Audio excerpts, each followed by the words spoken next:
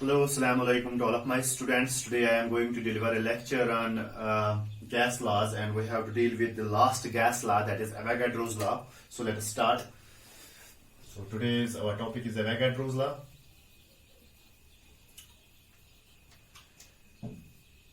So before going for the Avogadro's law, let us build this law from actually it starts from the Gay-Lussac's law of gaseous volumes. From that we will build the Avogadro's law.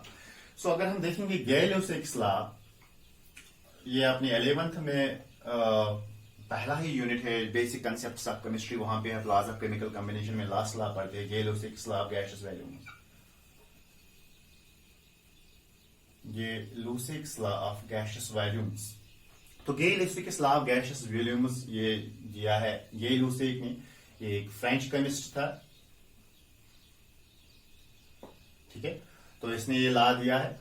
तो ये Gay-Lussac's law of gaseous volumes क्या कहता है हमें? ये बताता है कि अगर आपके पास कोई केमिकल रिएक्शन हो जहां पे रिएक्टेंट्स जो है वो they are in the gaseous state, and इसने वहां पे देखा कि under constant conditions of temperature and pressure वो जो गैसियस रिएक्टेंट्स है they are reacting in the simple whole number ratios of their volumes.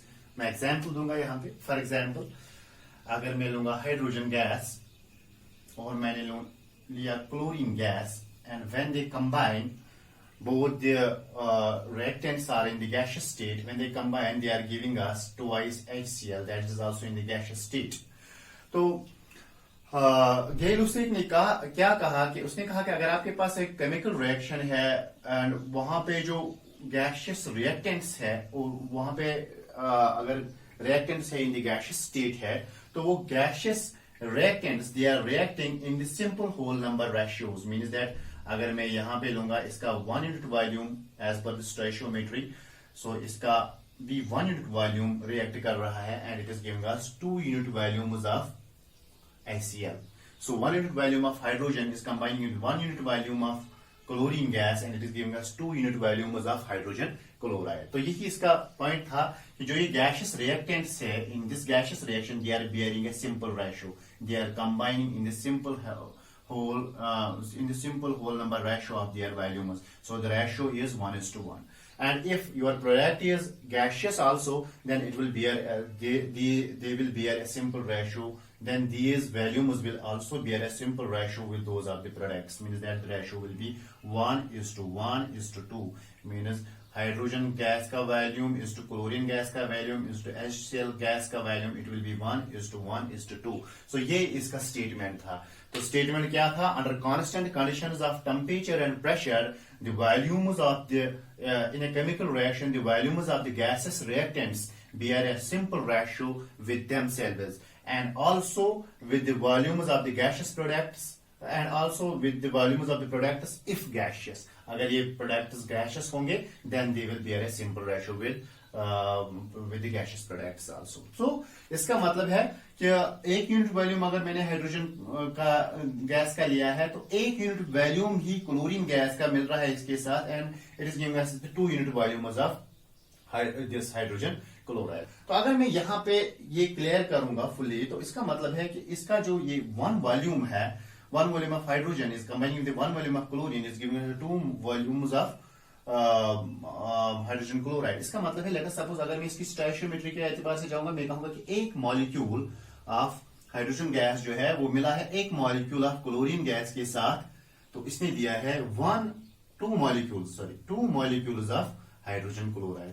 तो इसका मतलब इसमें ऐसे भी कह सकते हैं कि 1 मोल, लेट अस सपोज मैंने कहा 1 मोल एज पर द स्टोइशियोमेट्री, यहां पर भी इसका भी 1 है, इसका भी 1 है, इसका 2 है. तो मैं लिख सकता हूं कि 1 mole of hydrogen gas combine हुआ है 1 मोल ऑफ क्लोरीन गैस के साथ, and it is giving us 2 moles of hydrogen chloride. Clear?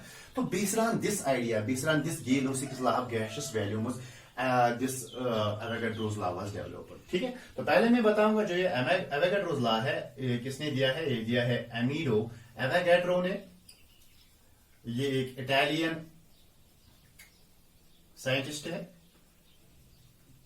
तो 1811 after 2 years has been developed from Gay-Lussac's law. तो एमिलियो एवोगाड्रो ने क्या कहा? एमिलियो एवोगाड्रो ने कहा कि अगर हम देखेंगे कि जब भी हमारे पास कोई केमिकल रिएक्शन है जहां पे जो रिएक्टेंट्स है वो गैशियस है और वो रिएक्ट करते हैं in the simple whole number ratio of their volumes, then under constant conditions of temperature and pressure, the equal volumes of all the gases must also contain equal number of molecules. ये इसका statement था। जैसे कि मैंने यहाँ पे लिया, ये इसी से देखो, ये एक वॉल्यूम, इसने सिर्फ इसका एक्सटेंशन लिया, एक यूनिट वॉल्यूम है, एक यूनिट वॉल्यूम है। If they are I am taking hydrogen gas and I am taking chlorine gas, ठीक है, लेट अस सपोज, और मैंने इसका हाइड्रोजन गैस, और मैंने यहाँ पे मैं अंडरस्टैंड करूंगा आपको, अगर मैंने यहाँ पे हाइड्रोजन गैस लिया, यहाँ पे क्लोरीन गैस लिया, ठीक है, तो इसने क्या कहा? इसने कहा अगर मैंने हाइड्रोजन गैस लिया, यहाँ पे इसका एक यूनिट वॉल्यूम लिया, और यहाँ पर भी मैंने क्लोरीन गैस लिया और इसका भी मैंने एक यूनिट वॉल्यूम लिया, then under constant conditions of temperature and pressure, अगर दोनों में मैंने कांस्टेंट, इसका भी constant condition of temperature and pressure, जितना यहाँ पे टेम्परेचर एंड प्रेशर है उतना ही है, मैंने यहाँ पर भी दिया, then these equal volumes of these two gases must also contain equal number of molecules, जो मैंने यहाँ पे कहा, जैसे कि यहाँ पर भी एक ही मॉलिक्यूल है, यहाँ पर भी एक ही मॉलिक्यूल, यहाँ पर भी एक ही मोल है, यहाँ पर भी एक ही मोल है, तो इसका मतलब है यहाँ पर भी इक्वल नंबर ऑफ मोल्स होंगे, यहाँ पर भी इक्वल नंबर ऑफ, सॉरी यहाँ मॉलिक्यूल्स ही कहेंगे, यहाँ पर भी इक्वल नंबर ऑफ मॉलिक्यूल्स होंगे, यहाँ पे भी उतने ही नंबर ऑफ मॉलिक्यूल्स होंगे, ठीक है। लेट अस सपोज मैं यहाँ पे लिखूंगा n मॉलिक्यूल्स, यहाँ पर भी n मॉलिक्यूल्स होंगे, तो यही इसका स्टेटमेंट था। इसने कहा कि जो ये एवोगाड्रोस हाइपोथेसिस है, इसमें या एवोगाड्रोस प्रिंसिपल है, इसमें इसने क्या बताया? इसने कहा कि under constant conditions of temperature and pressure, equal volumes of all the gases, ठीक है, यहाँ पर भी यूनिट वॉल्यूम है, equal volumes of all the gases all must contain the equal number of molecules, हर किसी में इक्वल नंबर ऑफ मॉलिक्यूल्स फिर होंगे। तो ये इसको मैं अगर एक्सटेंशन करूंगा, मैंने यहाँ पे ऑक्सीजन गैस लिया, लेट अस सपोज, तो इसका भी मैंने एक यूनिट वॉल्यूम लिया, तो इसमें भी n मॉलिक्यूल्स ही होगी। इसी तरह अगर मैंने यहाँ पे नाइट्रोजन गैस लिया, ठीक है, under constant conditions of temperature and pressure, same temperature and pressure, अगर मैंने इसका भी यूनिट वॉल्यूम लिया, तो इसमें भी n नंबर ऑफ मॉलिक्यूल्स होगी। तो इस तरह से इसने इसको डेवलप किया। तो अब अगर हम स्टेटमेंट पे जाएंगे, ठीक है, तो मैं यहां पे स्टेटमेंट इसका दूंगा,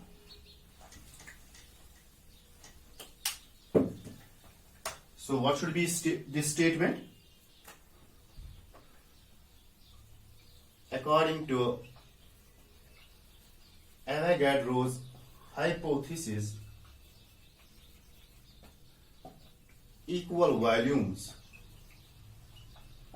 of all the gases contain equal number of molecules under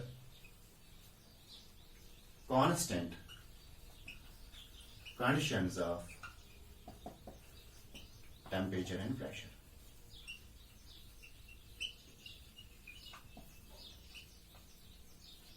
ठीक है, so means that equal volumes of all the gases must contain the equal number of molecules under constant conditions of temperature and pressure. और लेकिन अगर हम देखेंगे जो ये number of molecules of a gas है, that is directly proportional to the number of the moles of a gas.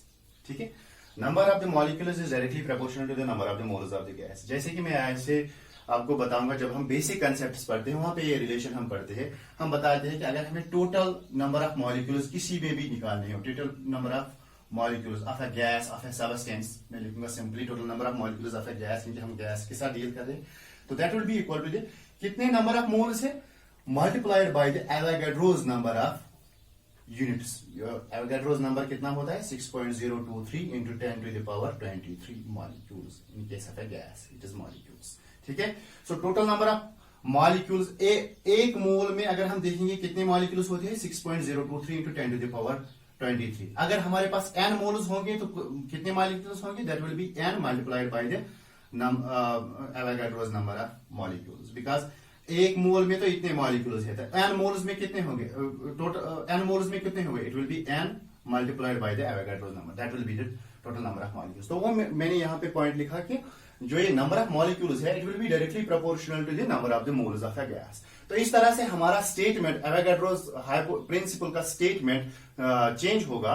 तो वहां पे हम बताएंगे कि what will be the now new statement, new statement of the Avogadro's hypothesis, that would be the equal volumes of all the gases contain equal number of moles, ठीक है, equal number of moles under constant conditions of temperature and pressure। तो इसका मतलब है कि वहां पे equal number of moles होंगे, क्योंकि molecules is directly proportional to n। तो मैं यहां पे ये statement लिखूंगा कि under constant conditions of temperature and pressure, comma, equal volumes of all the gases contain equal number of moles।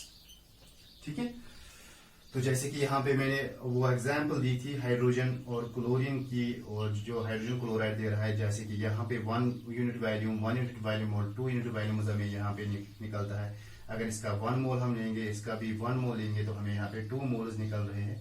ठीक है, तो मीन्स दैट यहाँ पर भी सेम वॉल्यूम, यहाँ पर भी same volume, means that they are having the same number of moles. ठीक है, तो वही तो स्टेटमेंट है, but under constant conditions of temperature and basis पे, इस स्टेटमेंट के बेसिस पे कि under constant conditions equal values of all the gases contain equal number of moles, इस बेसिस पे हम एक कॉरोलरी डेवलप कर सकते हैं फ्रॉम द एवोगाड्रोस लॉ। और वो कॉरोलरी क्या होगी? वो कॉरोलरी ये होगी कि जो ये वॉल्यूम ऑफ अ गैस है under constant conditions of temperature and pressure, that would be then proportional to the number of the moles of a gas. ठीक है, so volume of any gas would be directly proportional then to the number of the moles of a to the number of the moles of the gas under constant conditions of temperature and pressure. So that would be our next statement of the Avogadro's law. क्या? कि the volume of any gas is directly proportional to the number of moles of the gas at constant temperature and pressure। ठीक है, तो जो हम mathematically write down कर सकते हैं, V is directly proportional to, जो जैसे कि यहाँ पे मैंने बताया, V is directly proportional to M।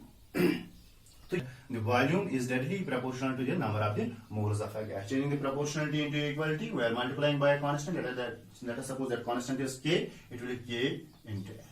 ठीक है, we can further extend this relation also in terms of density। See how? हमें पता है कि this N is now number of moles। तो जो ये number of moles होता है, ये बराबर होता है mass divided by molar mass of the substance।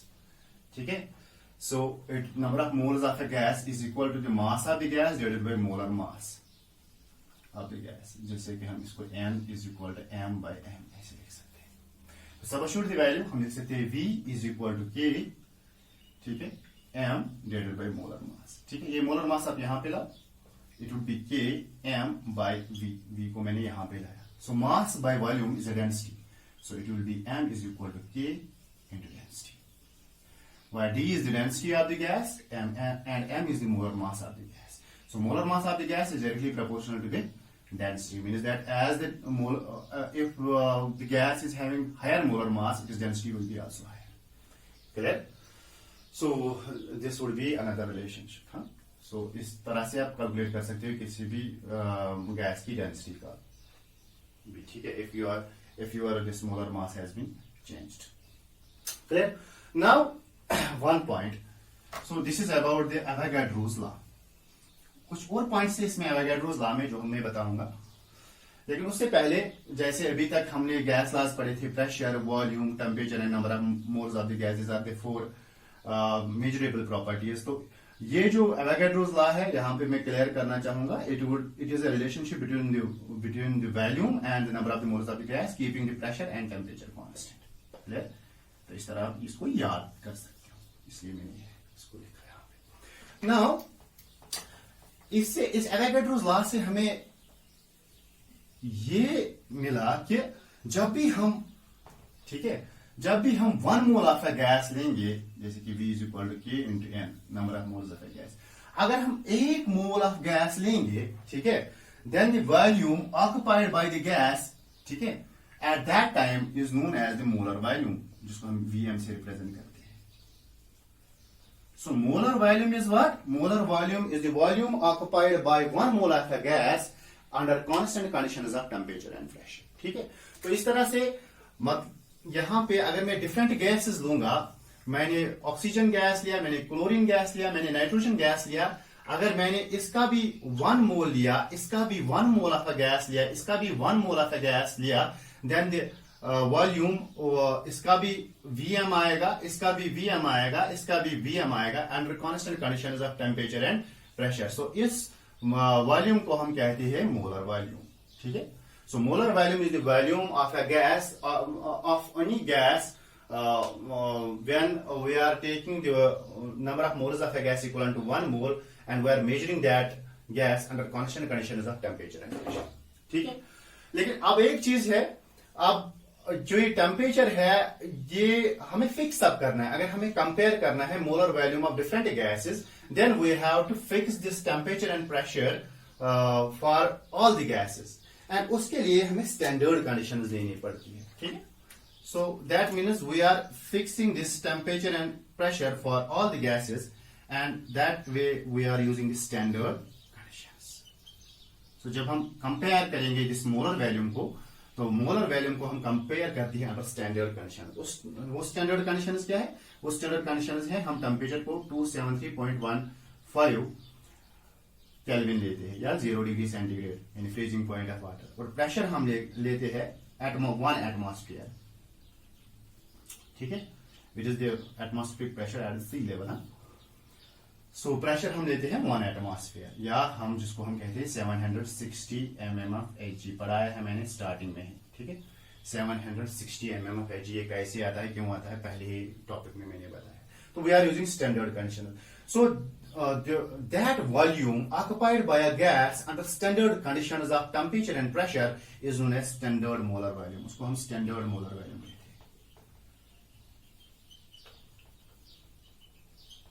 And that standard molar volume of any gas comes out, averages out to 22.4 liters.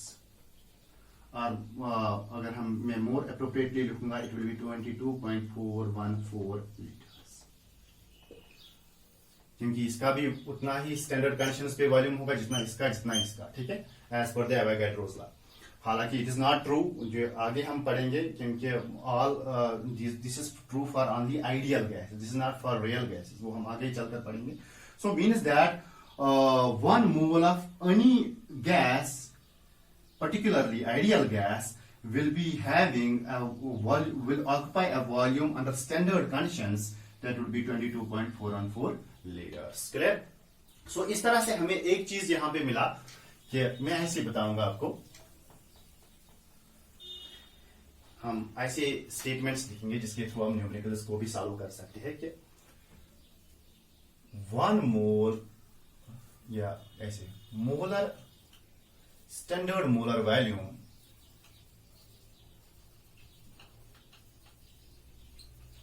of any gas is equal to 22.4 liters. Correct? So this is one statement.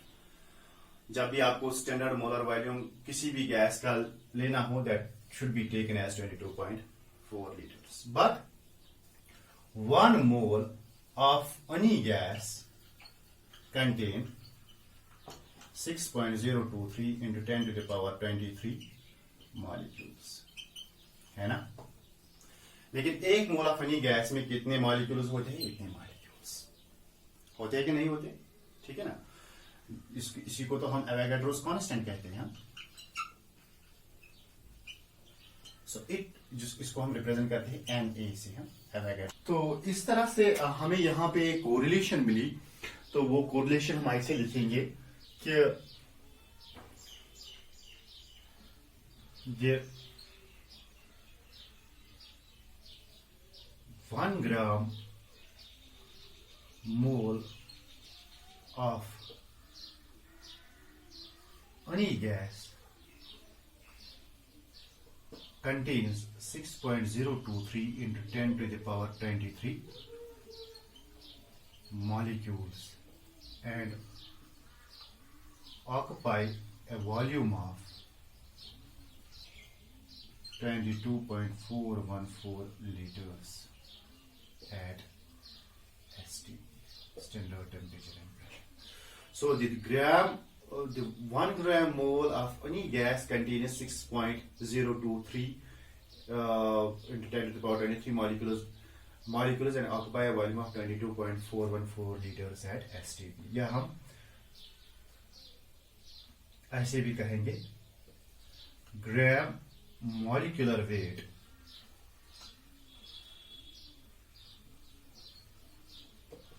of any gas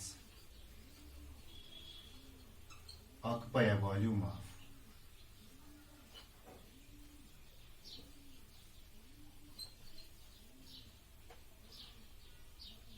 22.4 liters at STP.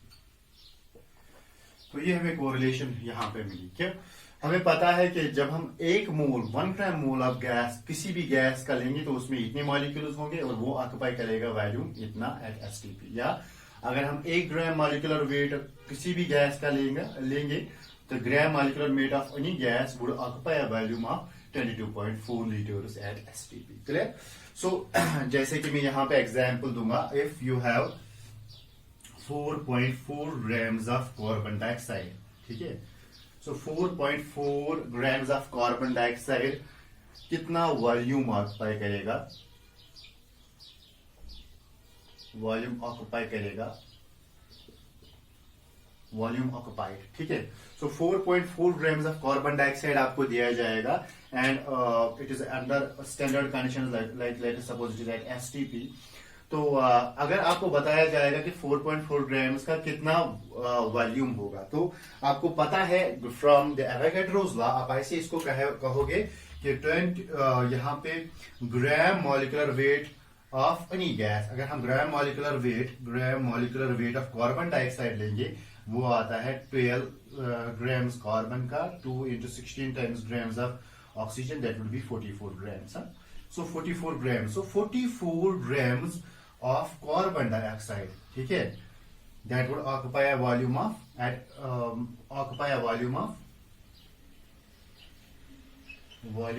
22.4 liters, ठीक है? तो 44 grams, क्योंकि यहाँ पे हमें बताता है कि ग्राम molecular weight of any gas will occupy a volume of this. So gram molecular weight of carbon dioxide is 44 grams. So 44 grams of carbon dioxide would occupy a volume of 22.4 liters. अगर मैं कहूंगा 1 gram would occupy a volume of, it would be 22.4 divided by 44. Clear? लेकिन आपको कितने grams में देखना है? 4.4 grams में, ठीक है? तो आप क्या लिखोगे? सो 1 ग्राम में तो इतना, तो 4.4 grams of carbon dioxide would occupy a volume of 22.4, यही divided by 44 into 4.4. Clear? So this and this will go, so it would be यहाँ पे पॉइंट आ गया तो यहाँ पे 0.1 अगर मैं लिखूंगा, ठीक है? 0.1 तो ये बन गया 44 कैंसल, ये 0.1 यहाँ पे जाएगा तो ये आएगा 2.24 liters. So that would be the volume occupied. So इस तरह से आप volume occupied by any gas निकाल सकते हो at STP. If you have your mass of the gas is given, simply you should know about the gram molecular mass, gram molecular weight of that gas. Clear? So इसी तरह अगर मैं और एक example यहाँ पे दूंगा, so let us go for some more numerical problems. चलो हम और कुछ numerical problems करेंगे regarding Avogadro's law. So let us suppose, चलो हम ऐसे बताएंगे. Let us suppose we have 2 vessels and these vessels are of the same volume. Let us suppose इसका भी volume V है, इसका भी volume V है, and let us suppose I have filled this vessel with oxygen gas and I have filled this vessel with sulfur dioxide gas. So now I will say कि मुझे बताना है what are the number of moles of oxygen. What is the ratio of number of moles of oxygen to the ratio of number of moles of sulfur dioxide in the 2 vessels if they are maintained at standard temperature and pressure और normal temperature and pressure at NTP और STP. अगर हम इनको maintain करेंगे तो आप बताओ what is the ratio of NO2 number of moles of oxygen to the number of moles of sulphur dioxide, क्या आएगा? ठीक है, so what would be the answer? Simple है, आप as per the Avogadro's law आपको पता है कि when if there are any number of the gases having occupying the same volume and maintain it at the same temperature and pressure, they will be having the same number of molecules. So ratio of NO2 is to SO2 will be 1 by 1. So ratio will be 1:1. Clear? So this would be the answer. ठीक है, सो लेकिन चलो हम कुछ और change करेंगे इसमें। अगर मैं कहूंगा what would be the ratio of weight of oxygen to the ratio of weight of sulphur dioxide. ठीक है, अगर आपको ratio of weight of oxygen to ratio of weight of sulphur dioxide निकालना हो, क्या वो भी 1:1 आएगा कि नहीं? ठीक है, तो अगर मैं आपसे कहूंगा तो द आंसर इज नो। ठीक है, तो फिर एग्जैक्टली क्या आएगा? ठीक, so let us solve this. ठीक है, मैं ऐसे बताऊंगा आपको कि हमें पता है as per the Avogadro's law V is equal to K cross N, where N denotes the number of the moles of the gas, and we know this number of the moles of the gas is equivalent to mass divided by molecular mass. इसकी जगह मैंने लिखा mass divided by molecular mass.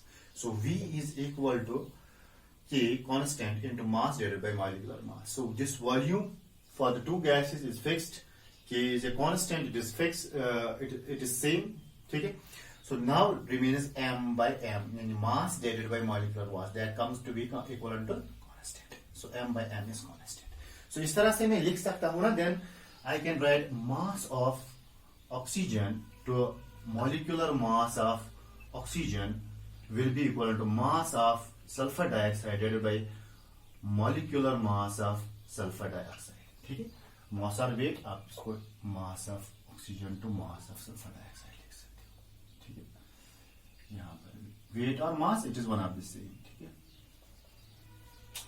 सो आपको निकालना क्या है? MO2 is to MSO2, MO2 is to MSO2। तो ये मैं नीचे लाऊंगा, ये ऊपर जाएगा, मैं क्या लिखूंगा? MO2 oblique MSO2 is equal to molecular mass of oxygen divided by molecular mass of sulfur dioxide. Molecular mass of oxygen is 32. Molecular mass of sulfur dioxide is 64. So it will be equal to 1 by 2. So ratio of molecular mass, ratio of mass of oxygen, ratio of weight of oxygen to the ratio of weight of sulfur dioxide will be equivalent to 1/2 or 1:2. So this will be your answer. तो इस तरह भी question आ सकता है। Now let us suppose, चलो ये तो भी one more example। चलो मैं और एक एग्जाम्पल दूंगा यहाँ पे। चलो हम और एक एग्जाम्पल करेंगे यहाँ पे। So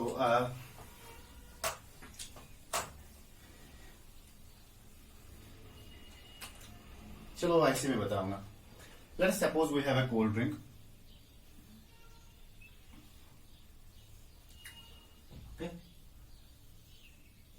Let us suppose this cold drink contains the carbonated water and it is of 200 ml. तो वॉल्यूम कितना है? 200 ml इसमें भरा हुआ है। ठीक है, carbonated water.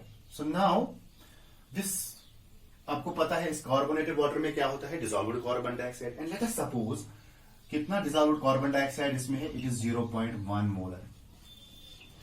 So 0.1 molar of carbon dioxide is dissolved in this 200 ml of this carbonated water. Clear? Now अब आपको बताना है कि, चलो मैं ऐसे बताऊंगा कि you find out what are the number of molecules। ठीक है, या ऐसे हम कहेंगे what is the volume occupied by carbon dioxide at STP। सो इतने मोल्स ऑफ कार्बन, इतना मोल ऑफ कार्बन डाइऑक्साइड है इसमें।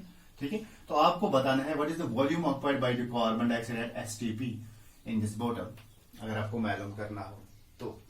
ठीक है, तो किस तरह से आप सॉल्व कर सकते हो इसको? तो आप इसको सॉल्व कर सकते हो ऐसे। आपको पता है 0.1 मोलर का मतलब होता है 0.1 मोल ऑफ कार्बन डाइऑक्साइड पर लीटर ऑफ कार्बोनेटेड वाटर। इसका मतलब है मैं लिख सकता हूं, यानी 1 लीटर ऑफ वाटर में कितने मोल्स प्रेजेंट है? 0.1 मोल्स। ठीक है, सो मैं कहूंगा 1 मोल ऑफ, ठीक है, ये ऐसे लिखूंगा मैं, 1000 litres of carbonated water contain कितने moles? 0.1 moles of carbon dioxide, ठीक है। तो 1 लीटर में अगर मैं कहूंगा, sorry 1000 millilitres, 1000 millilitres of carbonated water contain, क्योंकि 1 लीटर में है इतने मोल्स, 1 लीटर का मतलब है 1 लीटर बराबर होता है 1000 मिलीलीटर्स। तो मैं लिख सकता हूं ना, then 1000 millilitres of carbonated water contain 0.1 moles of carbon dioxide, या 1 millilitre of carbonated water contain 0.1 divided by 1000। Clear? ये 1000 यहां पे नीचे जाएगा। सो 1 ml of carbonated water will contain 0.1 divided by 1000 moles of carbon dioxide, ठीक है। लेकिन हमें कितने ml का बोतल है? 200 ml। सो 200 ml में कितना मोल्स ऑफ कार्बन डाइऑक्साइड होंगे? It will B 0.1 divided by 1000 into 200। 2 2s goes 2 5s, 5 2s 2. So it would be 0.02 moles of carbon dioxide. So now we found how many moles of carbon dioxide are in this 200 ml of in this 200 ml of this cold drink. So it is 0.02 moles of carbon dioxide are in it. लेकिन as per the Avogadro's law, ठीक है, हमें पता है कि 1 mole of carbon dioxide at STP occupy a volume of कितना? 22.4 liters, ठीक है। हमें वॉल्यूम बताना है कितना ऑक्यूपाई हुआ है इन दिस बोतल by the carbon dioxide eight STP. 1 mole of carbon dioxide eight STP occupies the volume of 22.4 litres, ठीक है। लेकिन हमें कितने मोल्स में देखना है? 0.02 मोल्स में। सो 0.02 मोल्स में कितना वॉल्यूम ऑक्यूपाई करेगा? It will B 22.4 multiplied by 0.02। So it will B 2 4s 8, 2 2s 4, 2 2s 4. So point will be 2 3 1 2 3. It will be 0.448 ml, ठीक है। So this will be your answer. इस तरह से भी क्वेश्चन आ सकता है। Now so this is the easiest way to find out। आपको 200 ml की, फिर से मैं कैलकुलेट करूंगा, 200 ml की बोतल दी गई है आपको, इसमें carbon dioxide 0.1 molar. So what you have to find? You have to find what is the volume of the carbon dioxide occupied in this 200 ml of carbonated water, and keep it in mind the gas should behave, carbon dioxide gas should behave ideally, हम आगे भी कहेंगे। ideally का मतलब है it should obey the gas laws, ठीक है। so आपको बताना है volume occupied by the carbon dioxide at STP कितना होगा। तो आपको पहले निकालना है कि इसमें कितने मोल्स ऑफ कार्बन डाइऑक्साइड है। जब आपको मोल्स निकलेंगे कार्बन डाइऑक्साइड की, इसमें 0.02 मोल्स है, फिर आप बता सकते हो कि 1 मोल तो ऑक्यूपाई करता है 22.4 लीटर। सो 0.02 मोल्स ऑक्यूपाई करेंगे 0.448, ठीक है। सो इस तरह से भी क्वेश्चन आ सकता है।